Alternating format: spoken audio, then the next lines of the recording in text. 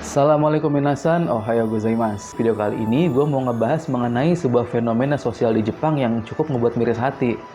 Ya, kayak udah kita tahu ya, kalau di Jepang itu cukup dikenal sebagai negara dengan kasus jisatsu yang sangat tinggi ya, bahkan ada yang dibilang tertinggi di dunia. Nah, hal itu disebabkan karena mereka ini gampang merasa tertekan atau depresi karena berbagai macam hal dalam hidup mereka. Nah, bisa jadi karena kerjaan, terlilit hutang, kena bully, dan lain-lain. Orang yang nggak kuat mental akan milih untuk melakukan jisatsu sebagai jalan untuk lepas dari masalah yang mereka alamin. Nah, tapi selain jisatsu, banyak juga nih orang yang memutuskan untuk menghilang dari kehidupan sosialnya. Ada satu istilah di Jepang yang bernama johatsu, yang kalau secara harfiah artinya itu adalah penguapan atau menguap. Nah, yang bisa diartikan itu sebagai orang-orang yang dengan sengaja menghilang tanpa jejak dari kehidupan masyarakat.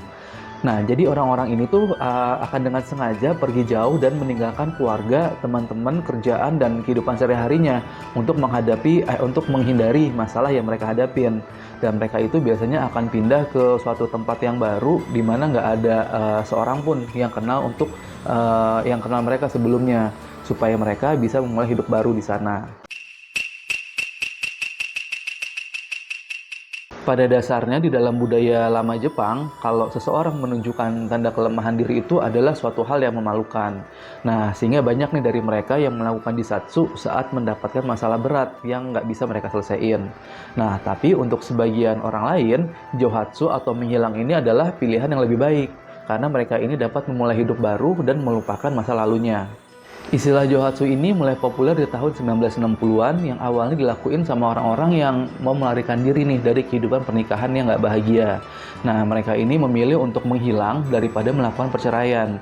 Ya, karena mereka akan merasa malu karena udah gagal dalam membina rumah tangga. Jadinya menghilang tanpa jejak pun jadi pilihan. Nah, tren johatsu ini kembali meningkat di tahun 1990-an, di mana saat itu kan kita tahu ya, kalau Jepang itu lagi mengalami kejatuhan ekonomi. Nah, jadinya banyak tuh orang-orang kehilangan kerjaan ataupun terlilit hutang. Nah, karena nggak kuat menghadapi cobaan tersebut, banyak orang-orang yang melarikan diri nih, menghilang tanpa jejak. Bagi sebagian orang, johatsu ini merupakan cara yang terbaik ya untuk memulai kehidupan yang baru, di mana mereka bisa hidup di tempat yang baru dengan meninggalkan masa lalunya di tempat yang lama. Nah, karena dengan di lingkungan dan tempat yang baru ini, orang-orang di sekitarnya tuh nggak ada yang tahu mengenai masa lalu orang tersebut. Mau dia ini dulunya banyak utang kek, atau dia ini penjahat, atau dulu rumah tangganya berantakan, ya orang-orang di tempat baru ini nggak akan tahu. Karena mereka ini ketika melakukan johatsu, mereka akan pindah ke tempat yang benar-benar steril gitu, di mana nggak ada yang kenal sama dia sebelumnya. Selain itu, johatsu juga bisa dianggap jauh lebih baik nih daripada melakukan jisatsu. Karena kalau seseorang melakukan jisatsu, ya akan ada banyak masalah nih yang timbul setelahnya. Misalnya kayak beban mental atau rasa malu yang ditanggung sama keluarga yang ditinggalin, atau kayak rahasia atau masalah yang dialami si pelaku jisatsu tadi tuh bisa ketahuan sama orang banyak. Ya, atau minimal biaya evakuasi sama pemakaman lah yang harus ditanggung sama keluarga. Selain itu, dalam masalah hutang juga ngebuat seseorang lebih milih untuk melakukan johatsu daripada jisatsu. Nah, kita ambil contoh ya. Misalnya, katakanlah ada seorang namanya Takashi. Takashi ini ngutang sejumlah uang ke temennya. Nah, kalau si Takashi ini melakukan jisatsu, temennya tadi bisa nagih pelunasan utangnya ke keluarganya Takashi. Karena dia tahu kalau Takashi ini udah meninggal. Tapi kalau misalnya Takashi ini melakukan johatsu, dia pergi menghilang dari kehidupan sebelumnya, nah beban utangnya ini ya masih ada sama Takashi, dan keluarganya juga bisa ngeles dengan alasan Takashi ini tiba-tiba menghilang dan nggak diketahui keberadaannya, bahkan sama keluarganya sendiri. Berdasarkan data statistik kepolisian Jepang, setiap tahunnya itu ada puluhan ribu orang yang melakukan johatsu di Jepang. Nah, di tahun 2018 aja tercatat itu ada 87.960 orang yang menghilang.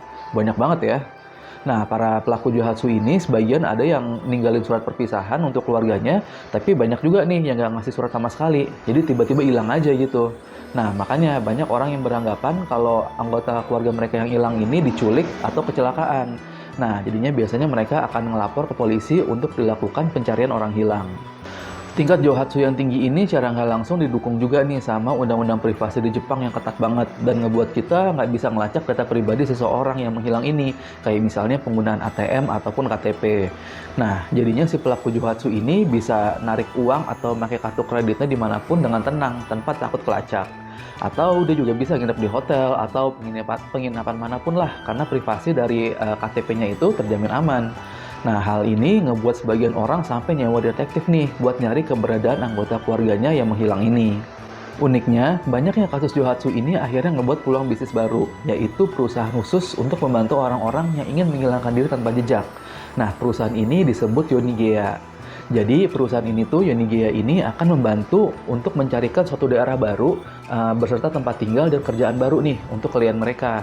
Supaya si para pelaku Johatsu ini nggak perlu bingung lagi mau pergi kemana dan tinggal di mana. Nah, jadi mereka ini tinggal bayar biaya konsultasi dan semuanya akan diurus deh sama Yonigea tadi.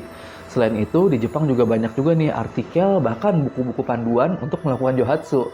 Nah, jadi orang-orang yang putus asa dan ingin menghilang ini punya panduan nih, gimana cara menghilangkan diri dengan baik dan benar.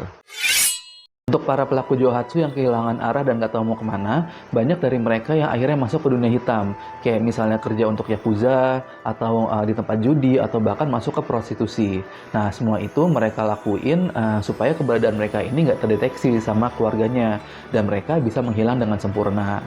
Selain itu ada juga yang jadi gembel atau tunawisma, yang mereka cuma makan dan tidur ala kadarnya aja, sekedar untuk bertahan hidup.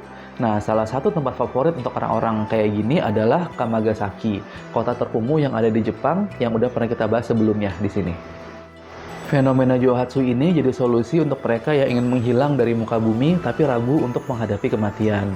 Jadi, apapun pandangan masyarakat mengenai orang-orang yang sengaja menghilangkan diri ini, Johatsu bisa dibilang masih jauh lebih baik lah daripada melakukan Jisatsu.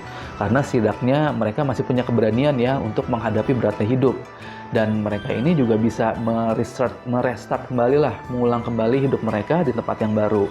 Ya, siapa tahu aja kan di kehidupan barunya ini mereka bisa menemukan harapan dan bisa menjadi manusia yang lebih baik lagi daripada sebelumnya.